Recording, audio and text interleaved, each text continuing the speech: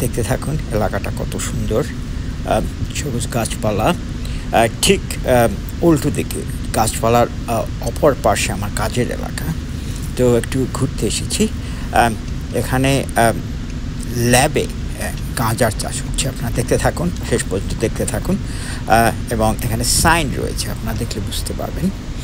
জায়গাটা দেখুন কত সুন্দর, একটা ডোবার মতো রয়েছে এদিকটায়, ওদিকে প্রচুর গাছপালা এবং আবহাওয়া খুব একটা ভালো নয়। দেখে মনে হচ্ছে আমরা সুইডেনে আছি। আকাশ দেখুন কীরকম, একেবারে মেঘলা এবং তাপমাত্রা 18 ডিগ্রি সেন্টিগ্রেড।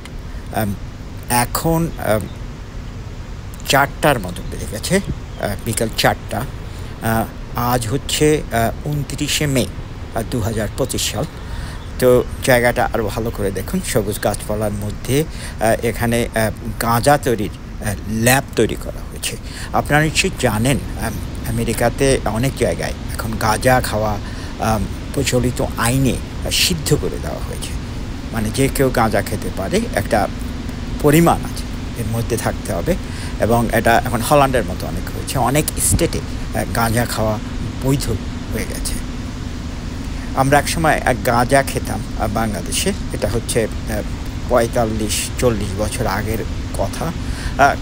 কম খেয়েছি, ঢাকা বিশ্ববিদ্যালয়ের চারুকলা ইনস্টিটিউটের আশেপাশে পাবলিক লাইব্রেরির কাছে খেয়েছি এবং এলাকায় গাঁজা খেয়েছি অল্প বিস্তর।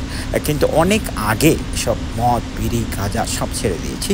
কিন্তু এখন জানা যাচ্ছে, মেডিকেল সায়েন্স বলে পরিমিত গাঁজা নাকি অনেক উপকার করে, শরীরের উপকার হয়। তো যাদের প্রেসক্রিপশন দেওয়া আছে তারা নিশ্চয়ই খাবেন, খেতে পারেন।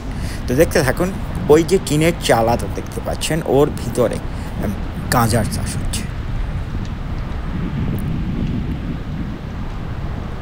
আপনাদের জানলা দিয়ে দেখানোর চেষ্টা করব, কারণ ভিতরে যাওয়া যায় না। ওখানে শুধু যাদের বৈধ পারমিট আছে, যারা ল্যাবে কাজ করেন, তারাই যেতে পারেন। এটা ইউনিভার্সিটি অফ ভার্জিনিয়া। এখানে গাঁজা নিয়ে রিসার্চ হচ্ছে। এখানে ভিতরে উকি দিয়ে দেখতে থাকুন এবং সামনে একটা সাইনবোর্ড রয়েছে লাল রঙের, এটা একটু পড়তে থাকুন, পড়লে বুঝতে পারবেন কি রয়েছে ভিতরে। ওগুলো কিন্তু গাঁজার গাছ, যেগুলো আপনারা দেখতে পাচ্ছেন।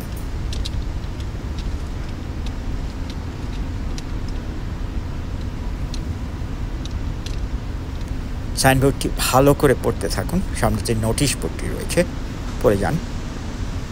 উপরে কাঁচ দেওয়া, হয়তো রোদের ব্যবস্থা করা হয়েছে, এটা গ্রিন হাউস টাইপের কাঁচের ঘর। বিশেষ আবহাওয়া তৈরি করা হয়েছে ভিতরে এবং সেখানে এভাবেই চাষবাস হচ্ছে।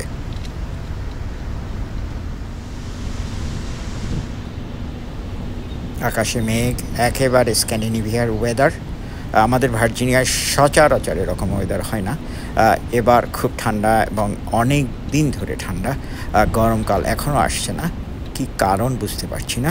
যাই হোক, এই আবহাওয়ায় আগে ছিলাম ইউরোপে, রাশিয়াতে ছিলাম, তো অনেক অভ্যস্ত হয়ে যাচ্ছি।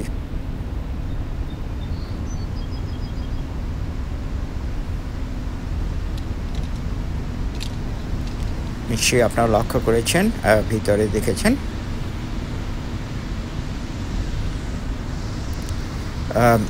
ভিডিওটি এখানে শেষ হয়ে যাবে। আপনারা সবাই ভালো থাকুন, সুস্থ থাকুন। ভবিষ্যতে আরেকটি ভিডিও নিয়ে আবারও আসবো।